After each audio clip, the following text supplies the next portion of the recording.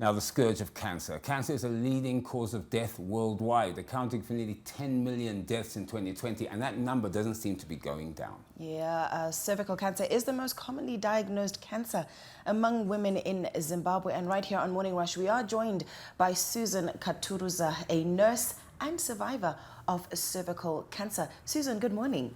Good morning. How are you? Very well, thank you. How are you doing this morning? I'm feeling great. You're feeling great. That's absolutely fantastic. Now, Susan, how did you find out that you had cancer? What was that journey like for you? How did you figure it out? Okay, so the diagnosis was made in June 2021, and so it followed like my monthly menses. After I was done with my cycle for May, I saw this unusual discharge, and it really got me worried. And so I had to visit my healthcare provider, and on examination and some lab tests, the diagnosis was confirmed. Yeah. So, I mean, you know, I know that sometimes people, when you get bad news from a doctor, you know, it can sort of knock you back a bit. You know, how was the experience? How did you feel when you found this out? Yeah, it sure did. It broke me. It really broke me. I cried. That was very inevitable because it was so miserable. Yeah. But I didn't want to like mourn for longer. I just had to talk to somebody, you know. So when I shared the story with my family, it was very devastating. Yeah. Family is important. Yeah, family is important. We were talking about having somebody and having a pillar, so it's great that you had your support structure. Now, take us through the process of the treatment and, you know, the stages you had to go. I don't know, at what stage was the cervical cancer? It was still new when they diagnosed you with that stage? It's so... So the diagnosis was made, right?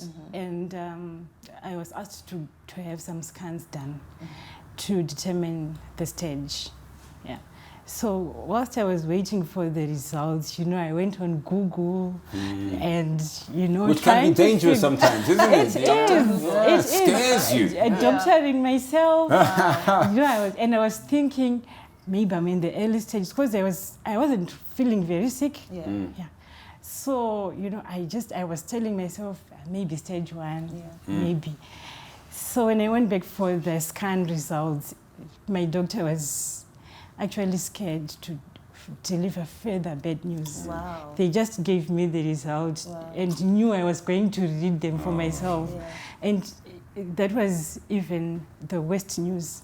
It was even worse than the diagnosis itself. So it was advanced. It was stage 3. Wow. Almost going on to stage 4. Wow. But even as much as it was stage 3 going on to stage 4, I mean, I can say a survivor. You survived. It's gone now. What happened? What's the process? So my gynae further referred me to an oncologist.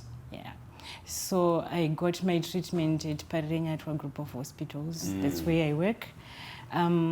So they were giving me injections, which they call chemotherapy, and I had radiation therapy as well. And I remember my first encounter with the oncologist. They did promise me a good outcome.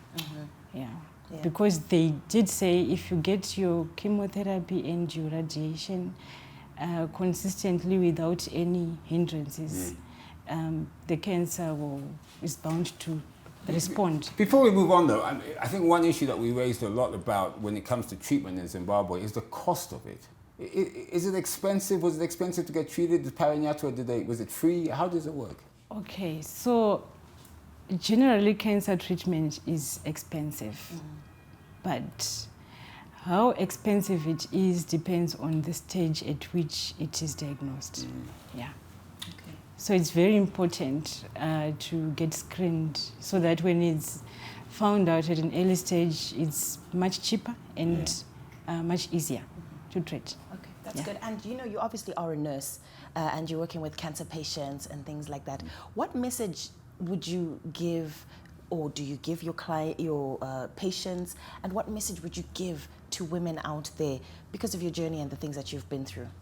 Okay, so the first and most important thing is to get the screening. It's ideal to like dedicate time to say, today I need to visit a healthcare provider and get checked out. If there's anything sinister, anything suspicious, it can be, you know, determined what it is, and it can be treated whilst it's still small. And it's also important to listen to your body. It's very, very important. Don't overlook anything unusual. Yeah, well, you know, we can only take our hats off for you for being a survivor and coming out and speaking out, because we always say people need to speak out. These sort of things cannot be kept underground. So we're really happy that you're now hopefully back and healthy. Yeah, sure. That's good. And sorry, you did say the cancer is completely gone now? Or you're still in... So, in remission. Okay. Yes, but after I had my treatment, I had to repeat the scans. Right. And they did indicate everything that was seen earlier on. It was not there. Yeah. Beautiful. Anyway, well, you know, this is such a critical story for all women in Zimbabwe because, as we said earlier, it is the leading cause of cancer deaths in Zimbabwe amongst women. So really get screened, get tested, get the help. And as our guest said, you know, please make sure that you go and you speak to your family, and they give you that support. Thank you so much for coming on Morning Rush this morning. Pleasure is all mine.